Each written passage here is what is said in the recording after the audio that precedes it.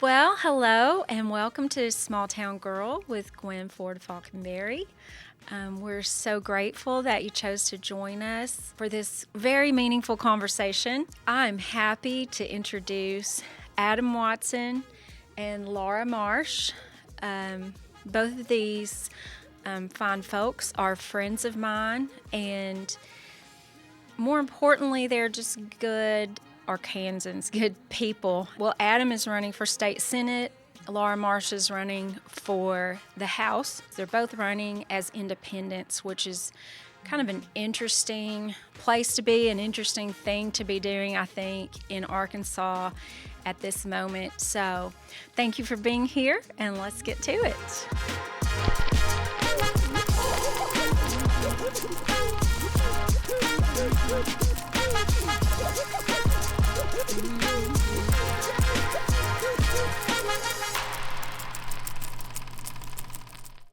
Southern Loft believes that your home should reflect your unique personality. That's why they offer a wide variety of stylish furniture pieces that are perfect for any taste.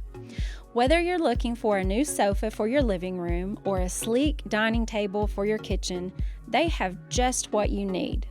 So when looking for that piece of furniture that reflects you, visit Southern Loft at 3155 North College in Fayetteville or call at 479-856-6100.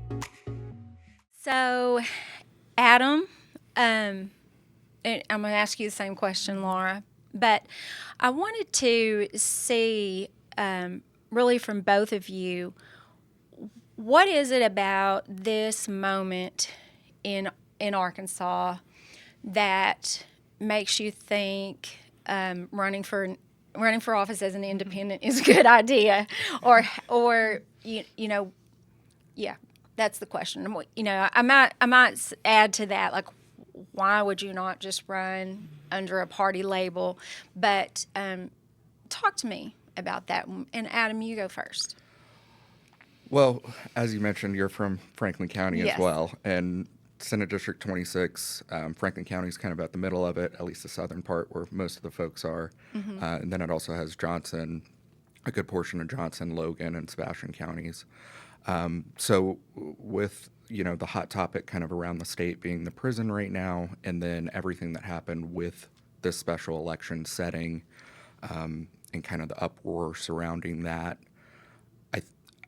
I just think the way that we've framed it in the campaign is that we wanted to give voters a choice. You can have a choice of voting for the same thing that has gotten us here, or you can vote for something different. And I think you have a pretty good understanding of where politics in our district lie. It's a very conservative place. It's kind of rejected the Democratic platform, at least the national Democratic platform, for quite a long time. But I think there's some realization and some understanding these days that conservatism and republicanism aren't necessarily aligned in Arkansas anymore. So I think there's a lot of Republicans that feel, I think there's a lot of conservatives that feel left behind by the Republican Party, and I think there's a lot of Democrats that feel the same way. I was approached by individuals from both parties to run, which kind of just validated the signal that I was kind of feeling about, there's views that I have and opinions that I've expressed kind of being in the public eye for the last 16, 17 months or so, specifically on the prison issue, that appeal to both parties. And, I'm not registered with a party. I've always considered myself more of a moderate. And there's just a really unique set of circumstances, specifically in our district, but I think statewide to an extent too, that I thought making this decision and doing it this way was ultimately the best for the voters. Yes, and the best for them to be able to understand who you are, Yeah, a lot of, it was a really crowded primary on the Republican Yes. side. We had 5, little down to 2, little down to, just yesterday, 1. And a lot of the questions that I was getting off the record from journalists was, what's the difference in any of these other folks that are running, which I had some empathy for, because when you do sign up to run with a party, you're signing onto their platform, Yes. and you're signing a pledge to uphold it. And I'm just one of those people that if I don't think I can embody something, I'm not going to put my name behind it. And I don't fall full sail into any one of those categories. And any one, like, it's a real choice, right? There's one or the other.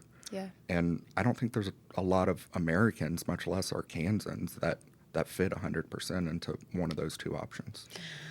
I think, you're exactly right. And, I haven't been that sort of politically awakened for that long, but I don't think that it used to really be that way. In fact, another guest that I recorded a podcast with was a former pastor of mine, and we were talking about how we were really talking about Methodism as a big tent, but we were talking about how, like, at one time, you might have, a very conservative side and a more liberal side of the Democratic Party or the Republican Party, and you could have quite a bit of variance in that party.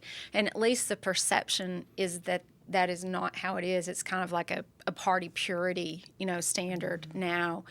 And, coming from, I know that it's been redistricted. It was District 82 when I ran back in 2020. But, I think it was so interesting hearing you talk, Adam, because I was recruited to run by Democrats first. And then after I committed to them, some Republicans reached out to me. In fact, some of the sitting people in office and said, "Oh, we had no idea you would be interested. Would you run as a Republican?" And I remember my dad said, "You got to dance with the one who took you," And but at the time, for me, it wouldn't have mattered either way. I wasn't ever intending on, like, towing a party line. It was just a means to participate. But I think my race definitely showed me this. But I think it also showed our area, of people, like, how entrenched this polarization is. And I think that it's very bold, it's brave, it's risky, but it's also, like, smart, and maybe the only option some of us have to just step outside of that, like you did, and just say, I can't do this either way. I've got to do this third option. And I don't know as much about your district, Laura, so tell us about District 23. I know you and who you are, but I don't know as much about the district and, like, what the dynamics are. So talk to us about that and why you chose to run as an independent. Well, so District 23 is kind of a funny horse-shaped district. We start out in West Fayetteville, and we go west towards Prairie Grove, out to Lincoln, circle around Cane Hill, and then come back to West Fork and Greenland, excluding Farmington, which is its own unique circular district. So it's got some pretty rural areas. West Fayetteville is not necessarily rural, and Prairie Grove is not necessarily rural. We're becoming the suburbs, or that they are becoming the suburbs of Northwest Arkansas.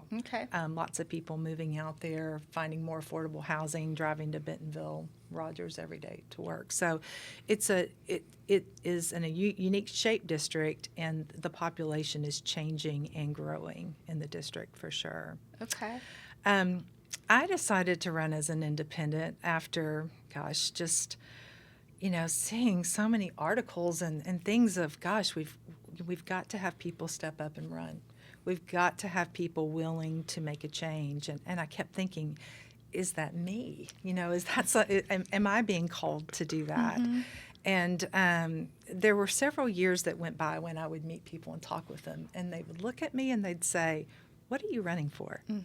And I'd say, "I'm not running for anything." And they're like, "Well, you should." And so I got that from lots of folks, and I kind of thought about that. But I think in the end, I'm not a Republican and I'm not a Democrat, but I'm willing to support good policies from either party. And I think that's where so many of us find ourselves right now. We're just in the middle.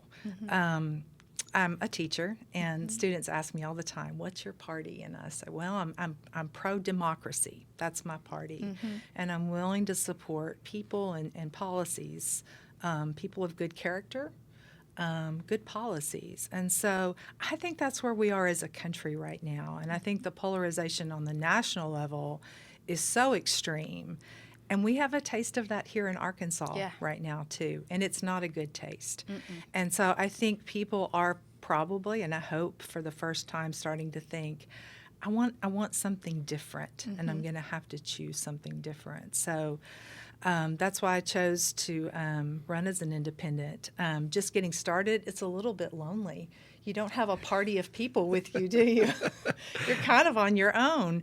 But I think at the same time, there's some kind of solace in that. And there's some freedom in it. And some freedom in that. That's right. So I'm just looking forward to charting my own course and making a way and talking to people and seeing what issues are important to them and knowing that I can bring those up, right? No, I'm not going to be afraid to bring up an issue because it's not going to be popular with the party.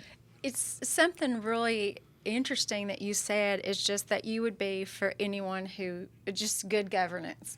And I have heard that a lot from people who have maybe historically been more staunchly Republican or staunchly Democrat and really wanted to support and now it's like the standard has changed. Like, I just don't care if just some sane people, just some good governance. I'll vote for whoever, which has really kind of always been my philosophy. But I think there are more people who are hungry for that because we just have so little of it. Tell me, and we'll go back to you, Adam, but both of you, tell me a little bit about what you're up against, like who your opponent is, if you know what they're like, and kind of what your strategy is going forward, because this is happening in March, right? It's happening in March for us. So our general. Mine's a special election, as you know. So we just 2 days ago got past the Republican primary runoffs. Right. Our general election is March 3rd. Early voting starts February 17th. So, that's the circumstance we should probably explain, because yours is not March. Mine is November. Regular November. Yeah. Sure. So, the difference being Senate District 26, the seat was held by the late Senator Gary Stubblefield, who passed away in September. And then this special election, depending on how you interpret the law, the governor has some leeway in when she has to set the special election and the time parameters surrounding that. He was one of the ones who called me and said, "What are you doing running as a Democrat? Would you switch over, And that sounds like Gary. Yeah, because he was, friends with our family from way back. We live out there close by, and he was beloved. I mean, there. kind of a friend to all, right? Yeah. And very, very much of the persuasion that he represented everybody, and clearly his politics were very, very Republican, very conservative, but that didn't mean that, he was going to call you names if you were a Democrat, right, or refuse to sit down with you and talk to you. He'd answer the phone, he'd hear you out, and I only knew him for a brief period of time, but we worked really closely together. He would also go rogue, like buck the establishment if. In this last legislative session, I spent a lot of time in the Capitol and watched a lot of votes. And there's this kind of pack mentality down there. Obviously, it's not necessarily on caucus lines or party lines, but there's clearly a group that votes together and a group that doesn't. And Gary waffled between those lines a lot. I think he was seeing the same thing that a lot of people are seeing right now. That good governance in Arkansas is not necessarily a left versus right issue anymore. It's an establishment versus the people issue. So you're running in a special election to fill that seat that is empty. Correct. And who is your opponent for that race in March? Brad Simon he was the winner of the Republican primary runoff this past Tuesday. Okay. And so we have what's he like? Like what are your differences? What are what's the choice coming down to between the two of you? It's at the most basic level, it's what I mentioned earlier. I don't have any bad words to say about Brad. I think he's a good guy. I think he worked incredibly hard in the primary and through the runoff. I think it got really ugly, and he withstood that. And nothing hugely negative to say about Brad. But the choice is what I said before. It's do you want to roll the dice on another Republican to represent this district? And that's nothing against Gary. But this is a supermajority that's been in power for over a decade, and sitting here today is where it's gotten us. So if you're happy with where we are and with how things are going with the Arkansas government, vote in another Republican. If you're not, you have an option. We can do something different. You're asking about like opponents and challenges, and I've been telling people I don't look at this as having an opponent. There's two people now that are running for the same seat. Okay. It's a seat that belongs to the people. I'm not running against anybody. That. I'm running for a seat. Okay, I love that. So honestly, my biggest opponent right now is time. When the runoff ended, there were 9 business days until early voting started for the general. Wow. It's just, we've been doing a lot of groundwork in the campaign, a lot of events, a lot of speaking engagements, all the things that you can and should be doing. But to your point, it's really difficult to differentiate yourself until you do have somebody else running, at least whittled down to one. So it's kind of very much felt like me versus 5, and then me versus 2, and now it's me and Brad both running for this seat. So, well, I know. One of the things that I had appreciated and do appreciate the most about you is way before you were thinking about running for office, I heard of you. I didn't know you before, but I heard about you and your involvement opposing the prison. And I appreciated that because you were a citizen who just stepped up and started putting a lot of work into this, David versus Goliath kind of thing. And then, it was a long time later when, I feel like people started encouraging you, run for office, because but you already were this person in the community, who wasn't doing it for any sort of like political gain. Sure. And where is your not opponent, but the other person running for the seat? Is he someone who had been involved in that at all until now, or had spoken out about it, or? No. And again, to Brad's credit, everything in his campaign, is firm that he's firmly against this project. But as far as, participation with the nonprofits or any of the groups or work that was going on before we knew that this race was going to exist. Yes. No, we didn't do any work together on this. So what kind of work did you do? I know sort of, but I want you to tell. And I probably don't know all of it. I just remember starting to see you and see things you were writing and see that you were going to the Capitol. And yeah, so we, my wife and I are from Houston. We're not from here, which is part of why we jumped into this, which is a much longer story than this podcast will allow for. But we'll condense it, though, because it's a good story. You came for a quiet life in the country. Really? We did. From we the did. city to we were both born and raised in Houston, and we were ready to get out of the 9 to 5 and suit and ties and rat race and traffic and all of that, and see the stars and have a garden and learn how to do the rural life things and have a change of pace. And that it was really enjoyable for a year and 10 months, and then the prison got announced. So we kind of had this moment where after they held a town hall after the announcement, which was very heavily attended and very angry and all of the things that it should have been. And we saw the community trying to kind of rally and figure out what they could do, what the options are here. And, my wife has a fundraising background. I have a legal background. And we kind of had the moment of like looking at each other on the couch and saying, oh, we can help. We make a hand here. Kind of have to, right? You don't get to sit on the sidelines and then complain about what's happening. So, we jumped in, and it just snowballed from there. And that's probably where you started to see my involvement. There's plenty of work to do, you think? Sure. So we put together a nonprofit called Gravel and Grit. And, one of the consistent things that we heard from community leaders and legislators around the state was, your story is very similar to a lot of other areas of the state that are experiencing similar problems because of bad governance. And number one, you don't know each other exists, so you can't collate your power. But number two, you're all kind of speaking in a vacuum because you just don't have enough people behind you to make a difference.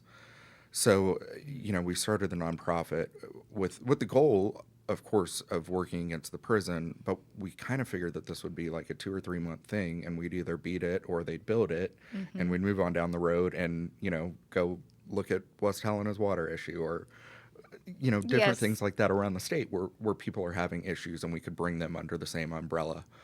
Well, lo and behold, we weren't able to beat it before session. We beat funding in session. It goes forward anyway. All of these things that have just made the project continue and continue and continue. And the group is still fighting the prison and doesn't have time to do anything else. Yeah. So my involvement with that is, research, writing, building relationships with the legislators, trying to make sure that people know what's going on here, because there's a lot of... It's a huge accomplishment, though, what you guys have done. It really is. I mean, because Laura and I, we know what it's like to fight a political will like the governor's, and the resources she has at her disposal and the people willing to just sign on, to an idea, because we were in this David and Goliath situation about learners, and we just got bulldozed right over, didn't we, Laura? We did. And so I have been so proud of Charleston, the people there, you guys, and just I want to say you all have inspired me also, and it was part of my decision. Your situation is part of my decision to run too. I'm glad. I was volunteering with a ministry up here in Northwest Arkansas at the Women's Correctional Center. Okay. And I was a part of a group called Ladies of Grace, and we were one of 23 groups that were ministering to these women in the prison. And it was just such an amazing program, such low recidivism rates. And then the state decided to close it. And, it's kind of like, why? Why would that happen? And so that kind of led me, we're seeing some posts and things about the prison, ended up reaching out to Shannon Sosby, who came and spoke at a local town hall that I had virtually. She gave me your name, and you and I have emailed back and forth a couple of times, and you've given me information. Anyway, I've just really been impressed with the fight that just started from the grassroots. It's inspiring. It really, really is what you all been able to do. And I think to tie that back to what both of us can relate to as running as independents is that it's really a testament to the community, because being, again, in such a assumed conservative area or assumed Republican area, nobody ever asked me what my political affiliations were, or anybody else. Nobody cared. We had something to do, and we all rolled our sleeves up and sat down at the table and figured out how we move forward. It sort of simplifies all that, doesn't it? It does. And that is one reason I'm hoping that we are at a sort of point where enough people will be willing to give independence a chance. Because, I remember when I ran, and I just begged people to talk about vouchers and public education, and that was before LEARNs, before it was Hutchinson was governor, and there were just like little bitty voucher things here and there, and there were still like rural Republicans from rural districts fighting it and stuff. And it was like, I hate to say this, but it's like it wasn't bad enough yet for people to notice or talk about it. And they just had this idea. It's funny, Adam, you keep interchanging, because I think it has been interchangeable, like conservative and Republican. But the movement we've got in our supermajority is not conservative. It's not, if conservative means like small government, we've got the complete opposite of that. Exactly. in our legislature and our our setup now in Arkansas and nationally. I mean, big government, control of everything, and so it's not like, yes, we do have conservative districts, and they're not their wishes for being left alone are not being granted, Exactly. And so I feel like, whereas 6 years ago, 7 years ago, I'm trying to talk to people, hey, about vouchers and public schools and stuff, and they're like, but Democrats want to kill babies and take our guns, and I did have some people tell me, if you'd run as an independent, I could vote for you. They just wouldn't vote for the label. I think one thing, too, that happened in Franklin County was you and everybody else who are opposing this prison were branded as the radical left. Yes. And so, I remember talking to Shannon, who was one of the leaders, and she said, I am not radical left. That is not who I am. But when we've got an executive branch that is labeling so many of us as radical left because we don't agree with what's being done, I just think that's dangerous, and I think people are tired of it. And it's happening to enough of us that it can't be just like swept away. Well, because it's no longer Democrats that are getting labeled that way. It's dissenters. Right. Yes. And if it's the playbook is the same regardless of who you Anybody are. who disagrees. I think when we see the president of the Senate say that Senator Brian King is a radical leftist that wants to see violent criminals walking the streets of our cities, that there's something wrong. Yes. Right. There's something very wrong with not being willing to engage in a discussion about how do we move forward, and instead choosing to use that time and energy to point the finger at somebody that disagrees with you. Yes. Well, it was like that was one of the ironies, for me of Learns, is I remember sitting in a meeting where Senator Breanne Davis spoke, and she was saying it's the superintendents, they're lying to people, and I was thinking about this, all the superintendents I know who are from rural districts who are like as conservative as they come, and her constituents, you know what I mean? And sure. People who voted for people in this supermajority, and I was just like, that's who you're, those are like, they're not radical leftists. They're not evil. They're not the enemy. What are you talking about? And I think a lot of that comes from, it's like. But they were challenging the power. Right. And I think that's what it is. It's like you were saying about when you ran, things just weren't bad enough to be having those conversations yet. And a lot of what I've talked to our current legislators about is this weird need for kind of a lightning strike moment in a particular area for people to get up and get engaged again. Yes. And I think that there's this assumption that, because we've had a supermajority for so long and because people continue to vote the way that they do, that they're just supportive full sail of that agenda. But then something like the prison happens or something like Learns happens, and all of a sudden these legislators are seeing pushback from their constituents that voted for them, and the only answer that they can come up with is well, you must have been radicalized and you're the enemy now. When in reality, all they kind of did was open their eyes and realize what's actually going on, because now it's affecting them personally. Yes. And those people broke trust with them. Sure. You know. Laura, let's talk a little bit about what, you know, I know you, I mean, we're friends, but I know you, I met you through opposing vouchers before Learns ever happened.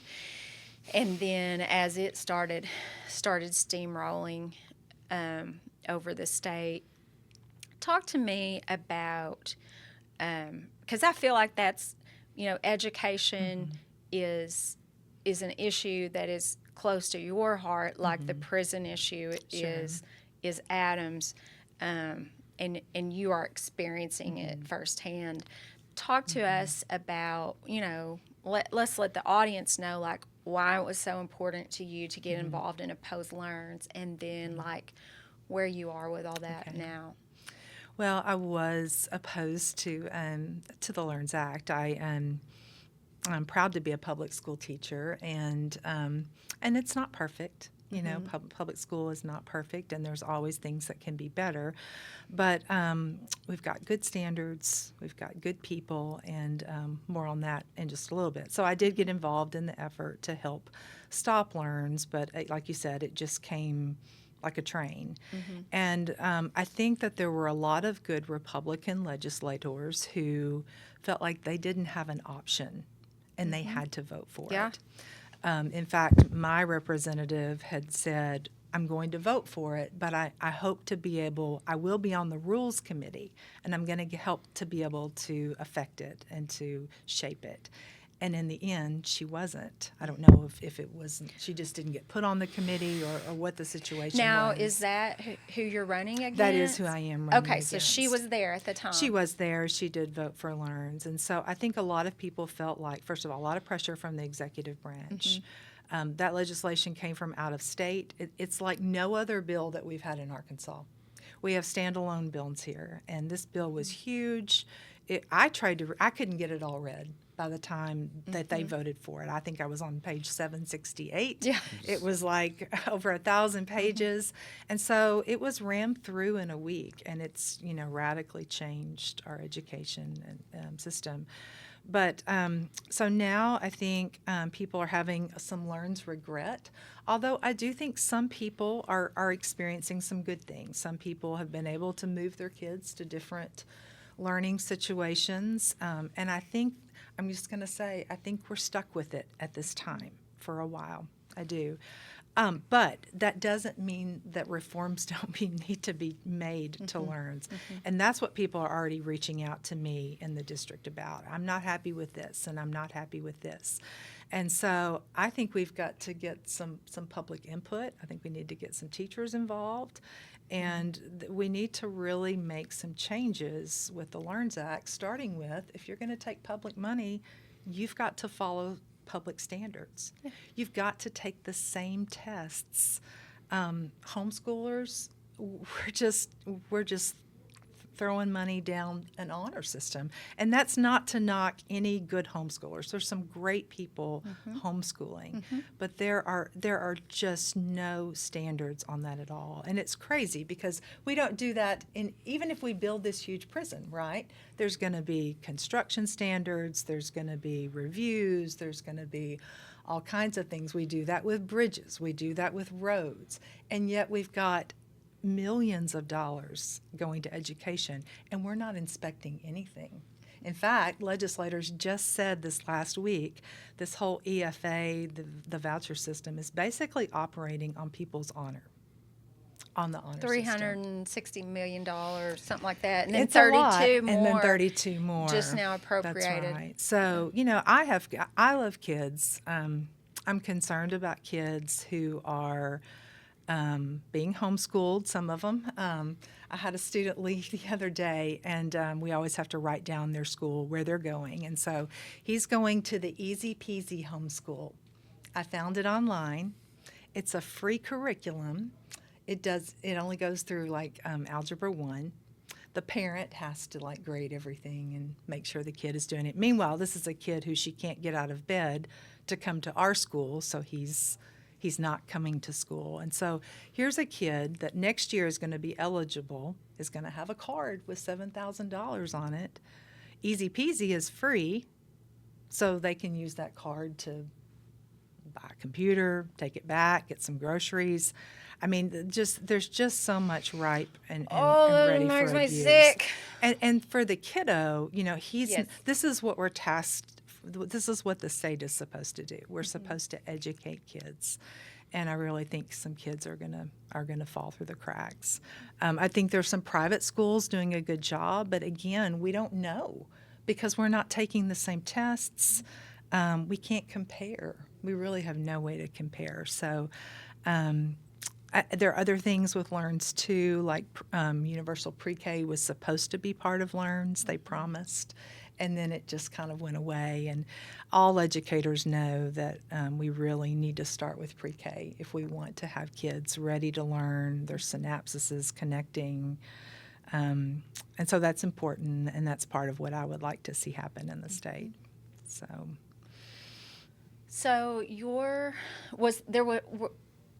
has there been a primary? Is there going to be? No, there's no primary for me. So independents have to collect signatures. That date started on February 1st. And so I've got a couple of months to collect signatures, and then I'll turn those in, and then the general election will be in November. And she's unopposed? She is unopposed. I think there was a Libertarian candidate that ran maybe in the last election. Okay. Democrats are not running in elections in a lot of these rural counties. And so a lot of these rural counties, the Republican doesn't have an opponent. And whether or not even if you're a Republican, I think you need an opponent. You need an opponent to stimulate conversation, discussion of issues. They just don't have to try very hard to win. And so I know you asked Adam about his opponent. I don't really know where my opponent stands on a lot of things because I haven't really seen a campaign.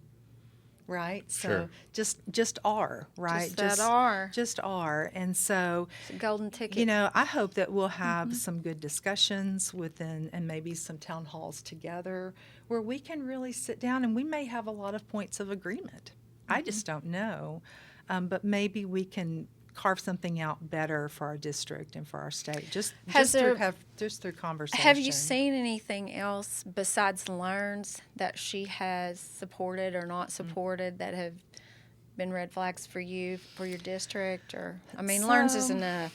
But I know she has been supportive of some issues related to women that I appreciate, and I support women's safety against domestic violence.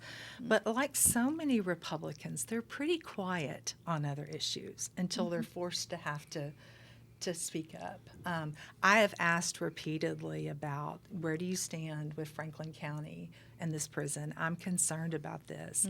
And I just don't get any response, and neither does anyone else. And so I don't think a lot of them want to say, do they? Until they absolutely have to. And I don't think the House has had to vote on it yet, actually. The House has not. It's been stuck in the Senate. So I think they're kind of holding back and waiting. So that is concerning to me because it's wrong, it's expensive. And we've got a lot of needs in this state. And, the economy's hard, things are really expensive. And what could we do with this money? We could return it to people. We could fund pre-K. There's just so many things that we could do that really would transform people's lives. And I'd rather invest in people instead of very, very expensive prison beds. And I think even if you take that from the conservative perspective and say, what could we do with it? Well, you could do more than, cutting an 1/8 of a cent grocery tax. That's right. And get back to cutting income taxes or look at property taxes. There's there's a lot that we can do if we cut unnecessary spending. And it doesn't have to be on things like education. It can be on stupid things like an enormous prison in Franklin County. These multi-million-dollar out-of-state consulting contracts that come in and go right in the shredder and nobody ever does anything with. There's a lot of bloat in our budget, spending on things that don't help anybody. That's right. So there's a lot of room to work, both with things that we can do better and things that we can spend less on that have much more of an impact on the everyday Arkansan. One thing that I think would have an impact, and this was so sad to me, Arkansas is the only state that does not give Medicaid to new mothers for a year. Every other state in the nation does, because everybody knows the health of a mother is just critical to the health of the infant. And so Republicans and Democrats together came together. They just changed that last session, right? No, it failed. Oh, did it? In committee. I think they were told at the last minute the Republicans had to vote against it. Why? Exactly. And so I think we need independence, that we're not afraid of being primary, because we're just not. We're not tied to a party. We don't have to say yes to anyone or not. I mean, we're free to choose good policies. And so I just think we need more of that. I think that we could be leaders in that.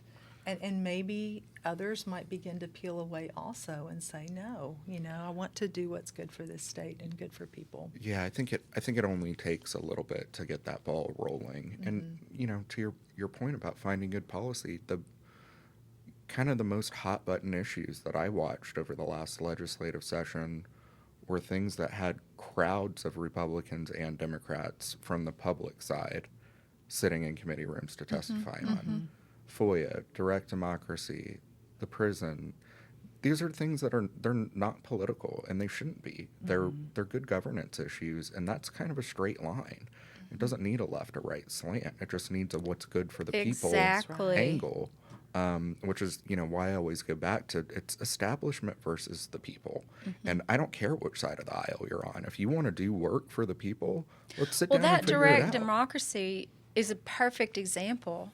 Why make it harder for people that participate, in direct democracy, unless you don't want them to? Why make that harder? Why in the world got FOIA when we have one of the best, FOIA practices in the country? I just don't get it. Hey, I did see some hope though yesterday. It was actually a reader sent me a link to an article. Did you guys see that Mississippi's Senate just kicked out their Learn's omnibus bill? I mean, it's probably the same language as Learn's. And it was in favor of raising teacher pay, right? It was very similar to Learn's. Well, I mean, they kicked it out and said, hey, we're going to use this money to pay teachers more. Well, and what they said was what we used to say. We're going to break this up, and we're going to keep some of the things in it that are good, but we're not doing the stuff that our constituents don't want, and that is not, it's been proven to be bad in other states, and because it is a movement across the United States, and there's very big money interests behind it, and I think that's a perspective that sometimes the average Joe doesn't realize. Like Sarah Sanders came in here, and acted like Learn's was her big idea and big, well, no, she just got it, where the other states are getting it, and they're just tweaking the language for their states. But I was so proud of Mississippi because their Speaker of the House was just driving it, and the House passed it, just rubber stamped it, and it got to the Senate. And they were Republicans. I think they have a Republican supermajority as well. And but they were rural districts, and they just stood up and said, no, we're not doing this. And I was like, yes. I also saw in the paper this week that a lot of districts are losing students. Yes.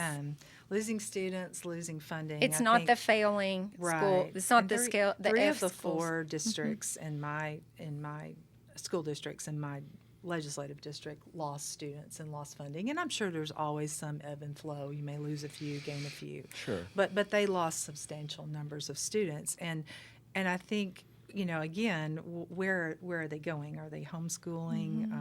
What are they doing? But the large numbers, really are coming from Pulaski County, Benton County. And so, these rural districts are going to continue to lose students. We may lose schools. And then maybe at that point, maybe people will say, okay, let's start to let's look at LEARNs. Let's pull it back and let's make some different choices. I mean, it was like somebody made the comparison to a poison hamburger. It was like there were things in it that were good, but when you've got that universal voucher slice in there, and you have to eat it all at once, it's still going to kill you, even if there's other good stuff. That's right. And it's just running financially. This type of bill policy that's been passed, in Arizona and other places, is just running people off a fiscal cliff, and it will. It will us. And you do start, I noticed when I was walking up the stairs, another headline about, that, a lot of the districts losing students are not failing, not F districts. It seems like that stuff is really starting to come in every day or so, more of these headlines that are exactly what we told them would happen if it was passed. But do you, I thought it was interesting, Adam, when you said, Laura said, maybe someone standing up will help others, and you said, yeah, I don't think it takes much if just a few will, And, to me, that is something so hopeful, because those are the kind of leaders and like heroes I've been looking for.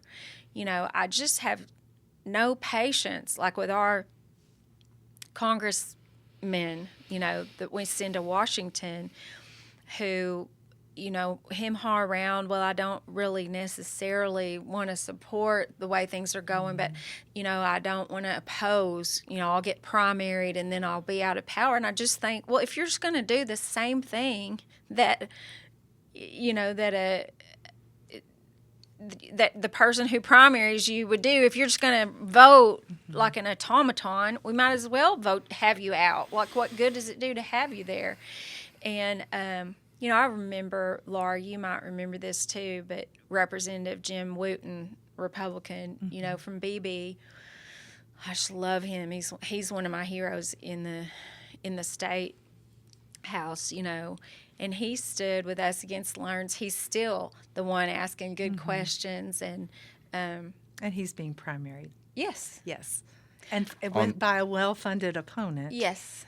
With us on the prison too, for the record. Yes. He has integrity. There was a group that put out, what was the name of the group that just put out a pledge? Oh, Tracking Arkansas? Arkansas. Legislative Independence Pledge? Yes. I saw that go by on my Facebook page, and I opened it up, and it was a pledge, and help me out here if you will, but it was a pledge basically to pledge, if you're elected, you are going to support your constituents, support your state, but you are not going to be bullied into not being an co-equal branch of government. We were pledging. What else did we pledge to do? We pledged to speaking out against dark money, transparency. There were 3 or 4 things. And they were so good. I mean, I read it and I was like, "That's my platform. That's the easiest thing I've signed out all day." This is just following the Constitution. I mean, everybody should. I would love it if my opponent would. What if everybody would sign on to that? It would be different. Our state would be different. It really would. And it's funny because I think you and I both looked at that and said, "Wow, this is the bare minimum of what somebody should do in public office." And Gwen, to your point, I think it's bringing politics back to a point of public service instead of political power. And until we can stop there from being things to gain by being in office and return it to a place of true public service, then there's always this high motivation and desire to remain in that position, and it's for the wrong reasons. And we really saw that, and I wanted to ask you about your experience at the Capitol, Adam, because Laura and I really saw that at times when we would meet with legislators about LEARNs. I've told this story before and written about it, but it was so eye-opening for my naive little eyes when I took a day off and I went to talk to the House Education Committee. It's personal day, so it's my expense, my gas. I paid for parking and ended up getting a ticket, and so I do this because I was there too long waiting for my turn, and I get in and I've got like 2 minutes, and the picture that comes to my mind is Charlene Fott. She's a Republican representative from close by my area, and I started to talk, and she literally held her phone up and was looking at it like this. I felt like I was on a Saturday Night Live skit. There were others in the room who just completely turned around. They didn't even pretend to listen to me. There were 2 maybe or 3 scattered on the committee who actually listened to what I had to say. And I was thinking, I'm coming as a teacher. These are mostly business people, attorneys. They don't really have a background in this, and I can kind of tell them how some of this works and what's going to happen. Because surely if they understood, they wouldn't undercut, public schools. And it was so eye-opening because what I realized is that most of them completely had their mind made up. They did not care one hill of beans what I had to say. And yet they're supposed to be working for us. We're the taxpayers. You would at least think have a little respect for someone who's comes and spends their has gone through the whole hoops to sit and talk to you for a couple of minutes and share their needs or their heart. Well, and I could not have cared less, and I just thought, oh my gosh, this is totally broken. I think honestly, you're lucky they even had the meeting or put it on the agenda and actually called it. I talk a lot in the campaign about part of the platform being increasing legislative access and fixing the policies and procedures of how we do things literally inside the Capitol building. Because we see things like that happen a lot. Testimony being limited or bills being signed out of committee or the agenda not being followed because too many people showed up to testify or a bill being placed on the agenda because it's a snow day and nobody else could get to the Capitol to testify against it. Stuff like that has to stop. I think that's part and parcel of some other just kind of procedure issues that we have without having caps on how many bills that can be filed in a legislative session or a deadline when they have to be filed by. To the legislators' credit, these folks are busy. There were over 1,000 bills passed in the last legislative session, and I was there on the last day of session, and there was a bill filed on the last day of session. We're doing things that keep people's wheels unnecessarily spinning, and I don't think every instance that something like that happens is necessarily malicious. I think some of them certainly are. But we can do a better job of making this process more collaborative with the constituents that we're supposed to represent. Just have some respect for, it's like it was cartoonish. I said it was like a Saturday Night Live skit, but it's also cartoonish. You've seen these cartoons where these fat cats back here, just ruling over the mice or whatever. And that's what it felt like. It's like, we do not care about you at all. We have our thing we're doing, and there's just the accountability was just gone. I think that too. And I will say, as an ordinary citizen, it's really hard to keep up with what's happening in the legislature. It's very hard.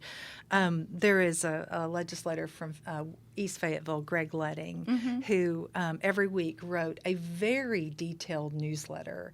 And I just happened to get on the list. He wasn't my representative. But I appreciated that. He went through the important bills that were being filed, asked for comment, and so I don't think most people are getting any of that. We don't know what's happening. I don't know if the Democratic Party does this or not. The Republican Party sends out a newsletter about every 2 months, it's kind of, or 2 weeks or so during the session, it's kind of bland, doesn't speak to a lot.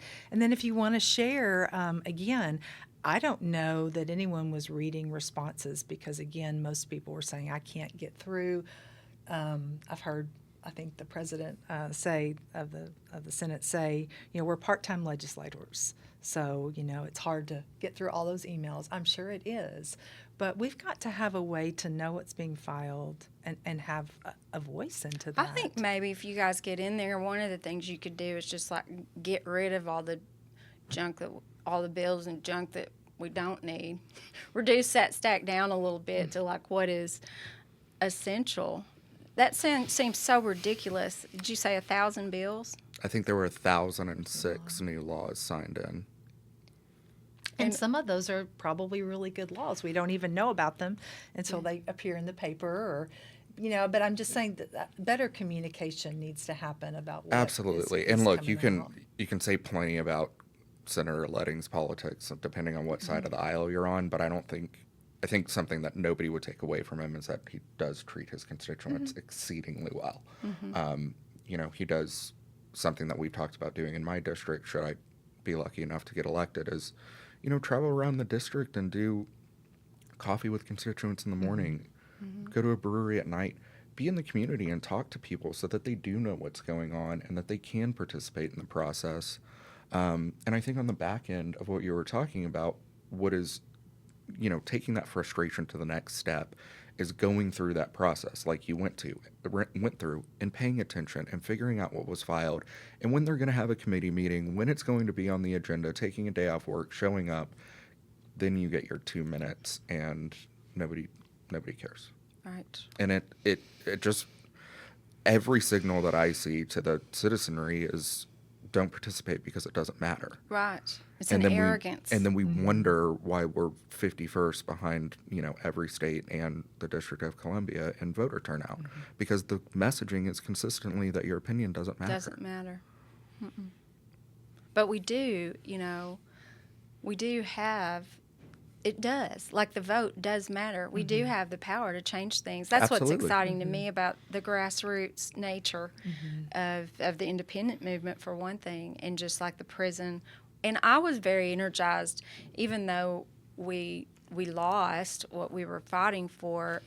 It was so energizing for me to see people all over the state fighting learns. And I think if that was on the ballot, it would have never passed. I do not think the people of Arkansas, as a majority, wanted that. And I think there are people who are very, very unhappy with it right now. But now that prison, you guys are a success story so far. So far. Good. We'll see. Yeah. We'll see how it goes. Yeah. You talked about like steamrolling earlier, and that's what it feels like, especially with the prison, because there's been such this concerted pushback and just universal efforting against it. And every time something comes up that we're like, okay, that's it, they can't go forward, just steamrolls right over it and says, who cares? It's just, it's just money. Who cares? We're just going to do it anyway. And I'm afraid of AI centers. We might want to edit this out too, but I saw in the gubernatorial election in Virginia, a Democrat was elected actually because she's offering to halt these AI centers. I think we've got one in West Memphis, and they are very unhappy right now. From air quality to water consumption to electric consumption to increased asthma. They hate it. And so we don't know what kinds of deals the state cut with I think it was Elon Musk's company to build that center. What was given away, because it's not creating that many jobs, and it's not creating a lot of positive tax revenue. Cotton and Cash Patel and Bozeman. They were all at the Capitol. Was it last week? I saw that. And they were talking about how, Arkansas is like leading the fight against communist China or something. I mean, it was so outlandish sounding. But I think that has to do with AI and with building more. It may. I think there's one potential one going in Clarksville. But I think communities really need to be able to have a say as to whether or not they want them. And that's something that I would like to stand up for in our district. And for others, people need to be able to say whether they want those in their district. There's a lot of negative, and I don't even think we know all of the negative. We're investing in something that's going to be taking our jobs away and changing our culture without much say. So yeah, I mean, talk about one of those conservative talking points. Local control is kind of a classic small government example of like you want the government closest to you making decisions for you, and whether it's a data center or a prison or whatever other kind of life-changing, impactful legislation or rulemaking or decision-making, whatever it is, there's usually not a lot of engagement at the local level. And part of that is on the citizens. That's not all on our government. People need to be engaged, and people need to be voting. It's hard to complain if you don't get out and do something about it. And everybody can. We just have to do it. Yeah. Well, I know, Adam, you have another engagement. Yeah, I've got about 15 minutes. Okay. So, well, up to you. Well, I don't want to hold you, but I did want to give you both the opportunity to just say why it is, I mean, you've kind of done this in this conversation, but if there's something else you want to say about like why you're running, what your vision is, what you would do if you got in there. I'm a person who I want to hear like a vision for what Arkansas can be. What, when I'm looking at someone I'm going to vote for, as far as, I want to know, like, a while back I had Dr. Finner on this podcast talking about education. And I love his vision for what we can do. Like, that's to me what something a leader has to do is cast a vision and then lead people and have a plan for how to get there. So I guess, what's your vision for your district and for Arkansas? And what are some things you would do to get us there if you're elected? We'll start with you, Laura. Well, I would say that as far as a vision goes, I wish we could get off of the ideological high horses on either side, so that some people are stuck way over here and some people are stuck on this side. And let's look at what is really going to make life better and thrive for people in the state. Some people are concerned about jobs. Some people have really hard lives, disabilities and other kinds of things. Our farmers are hurting. What do people need to thrive? Some of that we can't change at the state level. Some of that we need to be calling our congressmen every single day, asking them to remove the tariffs, asking them to straighten out our trade policies so that we can get on with the business of raising our families and making an income and not having our money just disappearing in front of us. I think education is a huge part of that. I think it starts with our kids when they're young. I think that we need to invest in preschools. I think parents need help. I think parenting is incredibly difficult. And an idea that I have, honestly, is a public service campaign to help parents deal with technology and their kids. I think it was a great idea to take the phones out of schools. Me too. Just terrific. I praise the governor for her leadership on that. But parents fight that battle every single day. And that's what kids need, parents fighting for them in that arena so that kids can be successful, be awake when they go to school. So I think education is important. If we're going to continue to run these huge surpluses in the state, I think people would like some money back. I think things are expensive. I've seen some states doing things like offering no income tax on the first $50,000 of income. And I think we could probably do that. Maybe even, up for married couples, maybe $100,000. But if we're going to have these big surpluses that we could use to build big prisons with, let's don't do that. And let's put money back into people's hands. So I think that's a trend that we've been moving towards in the state anyway, is trying to give that money back to people. And then I think just the last trend is I don't think we want to mimic the federal government and what's happening nationwide. And that just has not been who we have been in Arkansas. I remember back, I thought Asa was a good governor. And I thought he had an incredibly civil and respectful tone. He may not have always agreed with all sides, but people were not at each other's throats. And so I envision a state where we don't have, the radical left and we don't discard someone because they're in the MAGA camp. But they were all Arkansans, and we are neighbors, and we want good things for each other.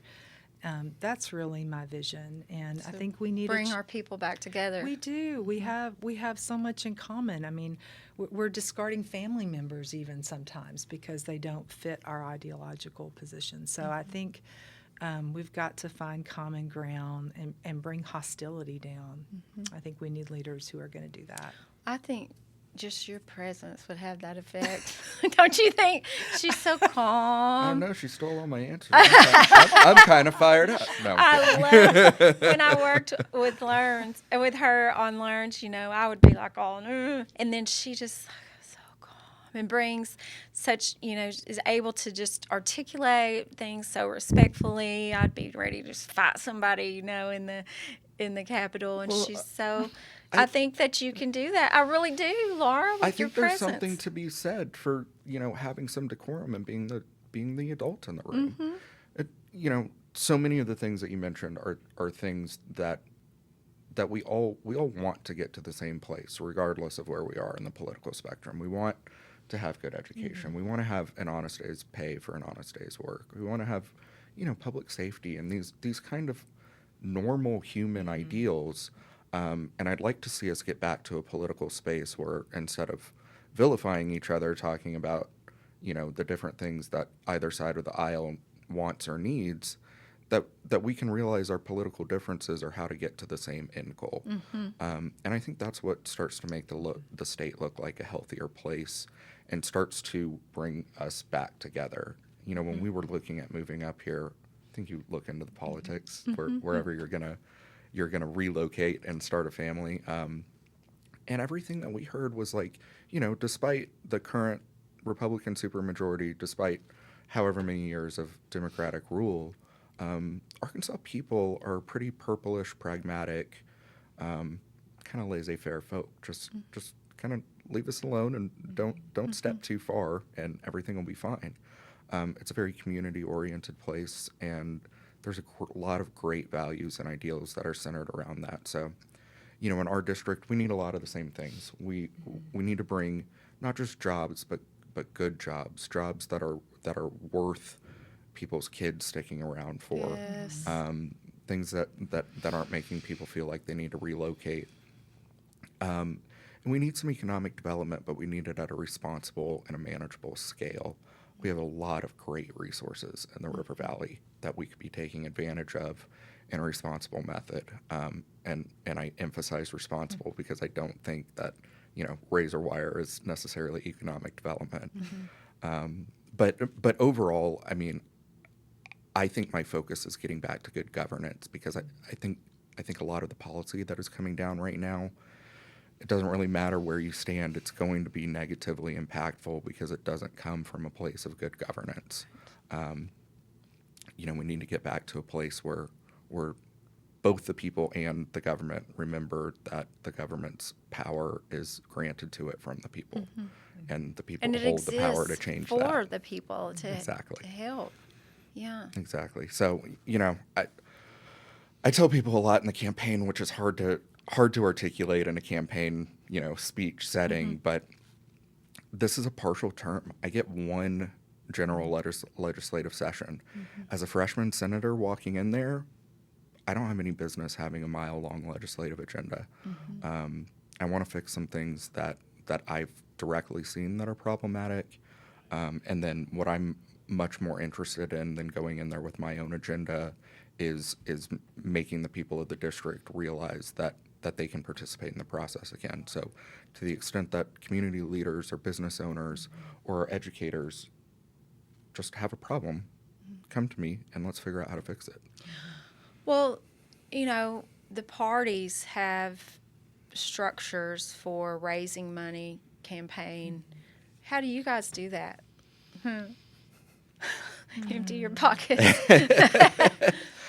I think we fundraise like anybody else, but maybe not as effectively as anybody else, right? I mean, Arkansas is a very relationship-based place, and a lot of those relationships are inherent to whichever party that you run with. And if you take away those ties, then you're kind of left to do it by yourself. So do you guys have web pages set up? Like if someone watches this and they think, oh my gosh, I love these people, I want to help them out, what would they do? Yeah, for me, you can go to watsonforarkansas.com, and there's a donate button there. There's issues, there's cute pictures of my kid. whatever you want. One of my favorite pictures was in the Democrat-Gazette where you're signing and you have your arms around your little boy.